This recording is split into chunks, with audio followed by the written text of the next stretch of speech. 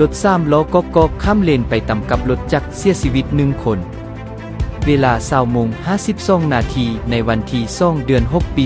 2025มีอุบัติเหตุรถ3ล้อก็ขี่ข้ามเลนไปต่ำเอารถจักรเหตุเกิดขึ้นอยู่เขตบ้านดอนกอยเมืองศรีสัตนานครหลวงเวียงจันทน์ผ่านการลงกวดกาเหตุการณ์ได้เห็นว่าผู้ขับขี่รถจักรได้รับบาดเจ็บสาหัสเพศชายอายุ40 ปีอาชีพพนักงานที่อยู่ตามบัตรประจำตัวแมนอยู่บ้านปากนี้เมืองสนาคำแพร่งเวียงจันทน์